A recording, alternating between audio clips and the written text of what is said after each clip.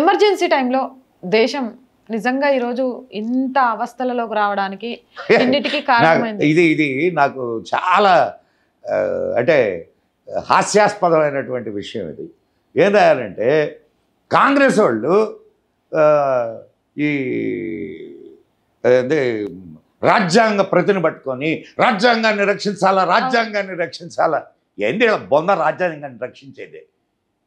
వీళ్ళు రాజ్యాంగాన్ని సర్వనాశనం చేసింది వీళ్ళు. ఎమర్జెన్సీ రాజ్యాంగ విరుద్ధం కాదు. ఎమర్జెన్సీ సమయంలో మేము యాక్టివ్గా ఉన్నాం. అప్పుడు ఇందిరాగాంధీ ఆదివారం కూడా రూల్స్ కి అగైనెస్ట్ గా ఆఫీసెస్ ఓపెన్ చేయించి గవర్నమెంట్ ఆఫీసెస్ ప్రతి పత్రికా ఆఫీస్లో ఒక ఆఫీసర్ ఉండేవాడు. ప్రతి పత్రికా ఆఫీస్లో ఒక ఆఫీసర్ ఉండేవాడు. వాడికి చూపించి అది ఓకే అంటే ప్రింట్ చేయాలి. వాడు ఓకే అంటే ప్రింట్ చేయాలి. నిజాలను దాచిపెట్టడానికి నోరు ఎత్తితే మీసా. నీకు తెలుసా ఇప్పుడు ఆయన అదే ఇప్పుడు కాంగ్రెస్ చెప్పులు నాగుతున్నాడు కదా ఆర్జేడి, ఎవరు లాలూ ప్రసాద్ యాదవ్ ఆయన్ని దేశంపై లోపలేశారు. అప్పుడు ఆడి కూతురు పుట్టింది వాడు లోపల ఉన్నప్పుడు. ఏం పేరు పెట్టమంటావంటే మీసా చట్టం తీసుకొని వచ్చారు కదా ఆ పేరు పెట్టు అని చెప్పి మీసా భారతి అని పేరు పెట్టారు. ఓకే, తెలుసా నీకు? అమ్మాయి పేరు మీసా భారతి. ఓకే, ఇప్పుడు మళ్ళా ఈ ముసలాడు వెళ్ళి ఆడి చెప్పులు లాగుతాడు. ఏమనిపించదా? సిగ్గులు అన్నీ వదిలేస్తేనే రాజకీయ నాయకులు అవుతారు. ఏం లాభం అంటే నీకు ఇప్పుడు వాడికి కావాల్సింది అధికారం, వాడికి కావాల్సింది డబ్బు. పదవి వ్యామోహం కోసం ఎక్కడికైనా దిగజారిపోతారా? ఒకసారి పదవి ఇప్పుడు మంచివాడా చెడ్డవాడా అనేది తెలియాలా అని అంటే ఒకసారి పదవి ఇచ్చి చూడమని పెద్దోళ్ళు చెప్తారు. వాడు ఒక మంచివాడికి పదవి ఇచ్చావనుకో, వాడికి ఏదైనా అంటే వ్యతిరేకంగా ఇదైతే వాడు ఏం చేస్తాడా అని అంటే చీపు ఏదో పదవి అని చెప్పి వెళ్ళిపోతాడు. అవును. అదే ఒక చెడ్డవాడికి పదవి ఇస్తే ప్రజలు చీపు అన్నా పోరు, వాడి పెళ్ళాం చీపు అన్నా కూడా పోడు. కాబట్టి అట్టటి వాళ్ళు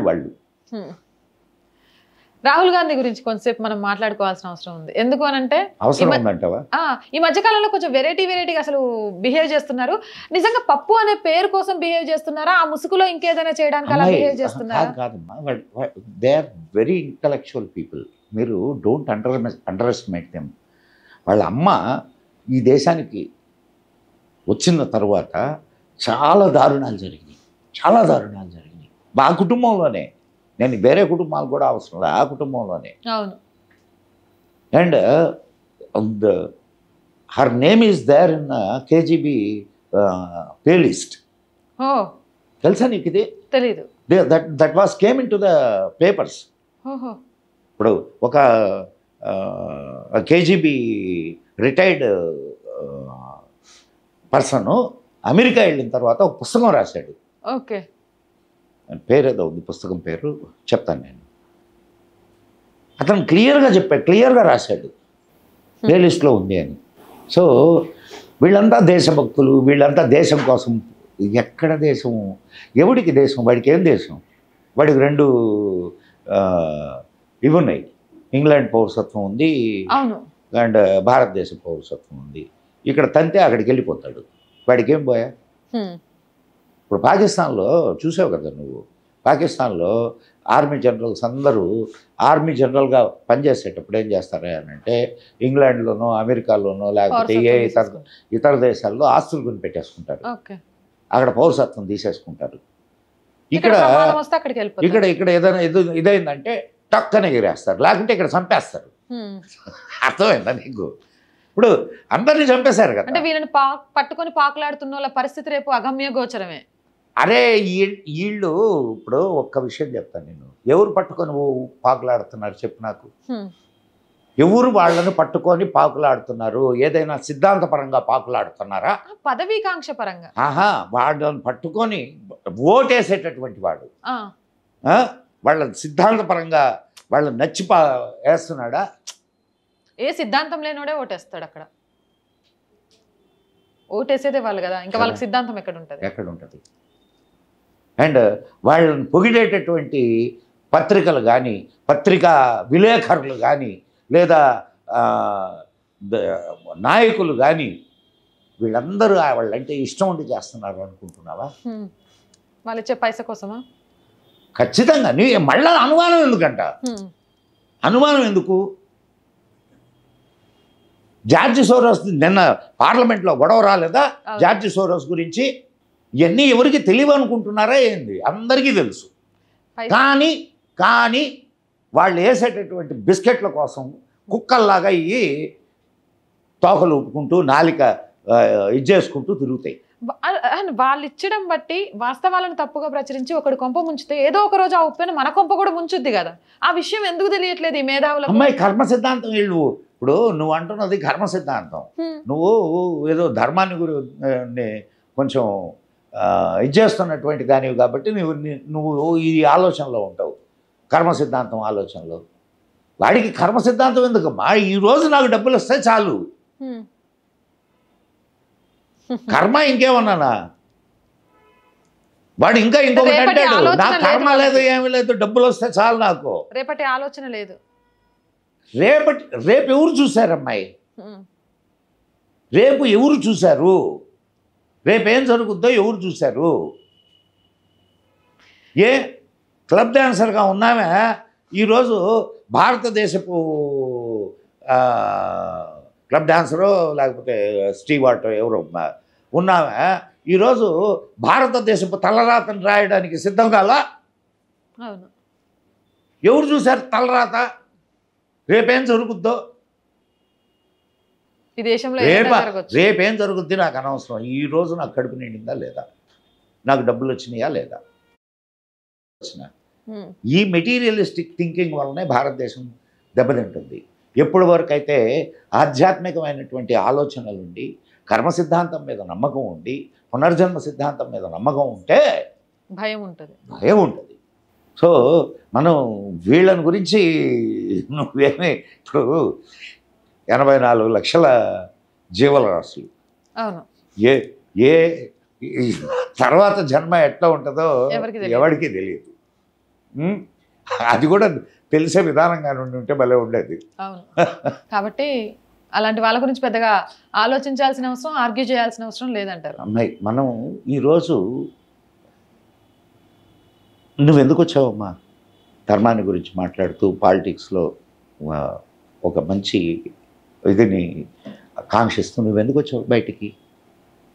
నీకేం మొగుడు కుటుంబం అన్నీ ఉన్నాయి, మంచి ఛానల్లో ఉద్యోగము ఉండేది, ఈరోజు ఇన్ని కష్టాలు ఉండేవి కాదు. కాకపోతే మన సిద్ధాంతాలను మన అంతరాత్మను చంపుకొని పనిచేయడం కంటే ఇంకొక దురదృష్టకరమైన విషయం ఏమీ ఉండదని నా ఉద్దేశం. మనం ఎందుకు పుట్టాము అంటే ఏదో ఒక మంచి పని మనమే చెయ్యాలి అనుకోవడం స్వార్థం. మనము మార్పు వచ్చినప్పుడు నీలాంటి వాళ్ళు ఎంతమంది ఉన్నారు ఈరోజు చూసావా? నీకు ఒక నువ్వు దేంట్లో పనిచేసావు ఇంతకుముందు? నేను భారత్ టుడేలో వర్క్ చేశాను, సివిఆర్, రాజ్ న్యూస్ కదా, అన్ని శాటిలైట్ ఛానల్స్. ఈరోజు ఒక్కొక్క యూట్యూబ్ ఛానల్ శాటిలైట్ ఛానల్ కంటే ఎక్కువ ఎక్విప్మెంట్స్, ఎస్టాబ్లిష్మెంట్స్. ఈరోజు నీకు చాలా వరకు టీవీలు చూసేటటువంటి జనాలు తగ్గిపోయారు. ప్రతివాడు జోబులో సల్లిస్తున్నాడు, చూసుకుంటున్నాడు. కారణం ఏంది? వాడికి న్యూస్ అప్డేట్ ఎప్పటికప్పుడు వచ్చేస్తుంది. నీకు 12 గంటలకి న్యూస్ బులెటిన్ రిలీజ్ అవుద్దమ్మా, 9 గంటలకి ఇన్సిడెంట్ జరిగింది, 9:15కి నీ చేతిలో ఉండే సెల్ ఫోన్ చెప్తుంది నీకు న్యూస్. వాడు 12 గంటలకి చెప్తాడు. 12 గంటలకు చెప్పేది వింటావా? 9:15కి చెప్పేది వింటావా? 9:15. సో ఈరోజు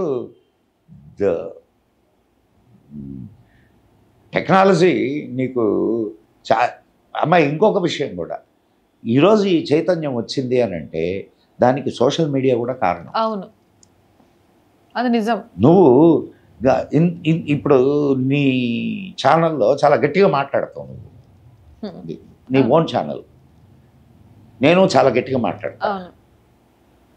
కానీ అదే ఒక ఛానల్, అదే శాటిలైట్ ఛానల్లో మాట్లాడగలవా?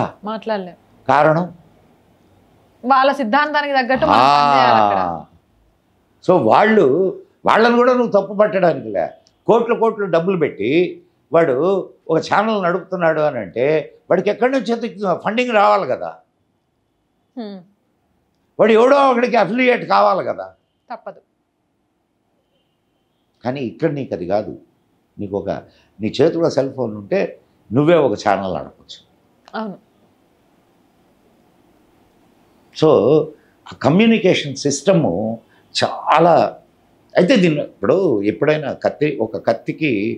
కత్తిని సృష్టించినప్పుడు దాంతో గొంతులు కోయొచ్చు, కూరగాయలు తరుక్కోవచ్చు. ఎలా అన్నది మన ఆలోచన, మన విఘ్నత. ఆర్థికంగా ఆర్ వాయిస్ ఛానల్కి మీ అందరి సపోర్ట్ చాలా అవసరం. మీ సపోర్ట్ లేకుంటే ఛానల్ని నడిపించడం కూడా చాలా కష్టం. కాబట్టి ఆర్థికంగా దయచేసి మేము సమాజానికి ఉపయోగపడే అంశాలను తీసుకెళ్తున్నాము అనుకుంటే సపోర్ట్ చేయండి. సపోర్ట్ చేయాలి అనుకునేవారు సబ్స్క్రిప్షన్ పక్కనే జాయిన్ అనే బటన్ ఉంటుంది. 1 to 5 లెవెల్స్ ఉంటాయి. ఏదో ఒక లెవెల్లో సపోర్ట్ చేయండి. లేదా స్క్రీన్ మీద గూగుల్ పే, ఫోన్పేతో పాటు అకౌంట్ డీటెయిల్స్ కూడా ఉంటాయి. మీకు తోచిన సహాయం చేయడం ద్వారా ఒక మధ్యతరగతి అమ్మాయి కళను నిలబెట్టడంలో చేయూతనందించిన వాళ్ళు అవుతారు. అలాగే వ్యాపార ప్రకటనల కోసం, మార్కెటింగ్ యాడ్స్ కోసం 8328500576 నెంబర్ని సంప్రదించండి. ప్రజా సమస్య ఏదైనా మీ గొంతుకను మా గొంతుకగా వినిపించడానికి మేము ఎప్పుడూ సిద్ధమే. 8328500576 ద్వారా మీ చుట్టూ ఉన్న సమస్యలు ఏవైనా సరే తెలియజేయండి. ఖచ్చితంగా ఆర్ వాయిస్ వేదికగా వాటిని ప్రభుత్వం దృష్టికి తీసుకెళ్తోంది. జై హింద్, జై భారత్.